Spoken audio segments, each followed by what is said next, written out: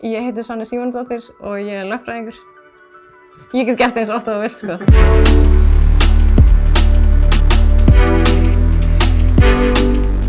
Það fyrsta sem ég langaði að spyrja þig hvernig þitt ADHD, ef þú myndir lýsa því fyrir mér?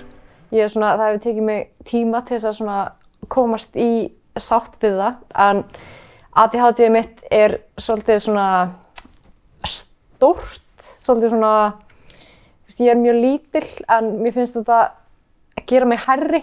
Það leyfir mér að stoppa ekki, sem að mér finnst rosalega næs. Mér finnst mjög gott að vera bara alltaf að gera eitthvað og nýta daginn og svona. Hvenær ferðu greininguna? Ég 25 ára núna, þannig að ég hef verið 20, 19 ára kannski. Hver var kveikjan? Okkur ákvaðstu að fara í greiningu? Það var í raun ekki ég sem ákvað að fara í greiningu, heldur mamma sem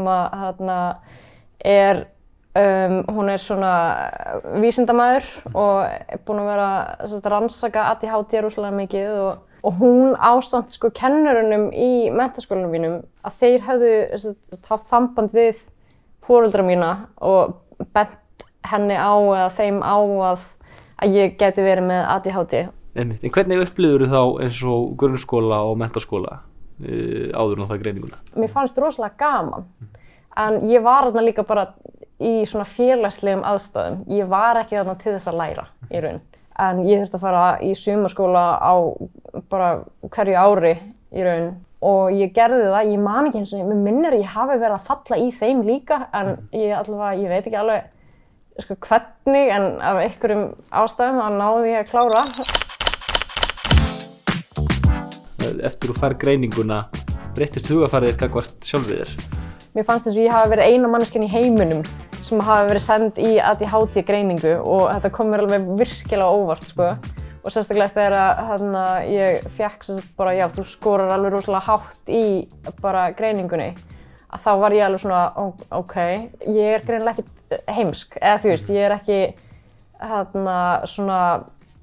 eitthvað svona vandræðaúlingur eða eitthvað þannig. Ég greinilega bara með ADHD sem var alveg þægilegt, einhvern veginn gott fyrir sálina að ekki finna eitthvað svona afsökun, heldur meira bara svona eitthvað skýringu. Tekur ADHD-lyf? Já, ég gera. Hvernig sambandið þitt við lyfið þín?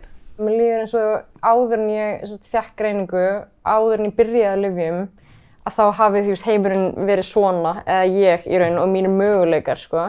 Og mamma hefur alltaf, mamma og pabbi, nú ég búin að tala svo mikið um mömmu, þau hafa alltaf verið rosalega svona styðjandi og hvetjandi.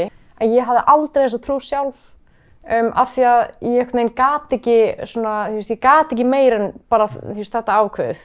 En svo þegar ég byrjaði að lyfjum, að þá tók við alveg svona erfitt tímabil, en það bara opnaði allt fyrir mér. Og ég mér fannst bara eins og já, ok, ég get allt. Fyrst var þetta erfitt, sko.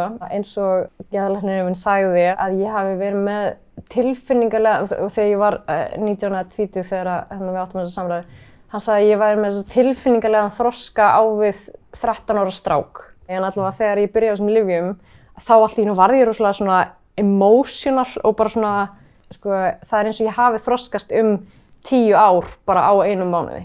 Wow. Þetta svona neyddi mig til þess að bara taka ábyrgð og sem var bara frábært, en alveg krefjandi líka, sko. Og svo ferði ég áframhaldandi nám. Hvernig var það? Eins og mamma sagði við mig á þessum tíma, þá hafi hún viljað að ég myndi byrja á þessum lyfjum á tíma þar sem áður en þessar breytingar urðu.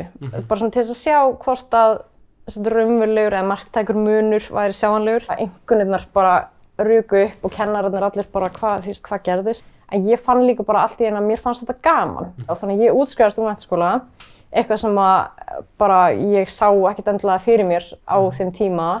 Fer síðan bara beint í háskóla, fer í lögfræði í Háskólanum Reykjavík og fann bara einhvern veginn að þetta var bara mitt.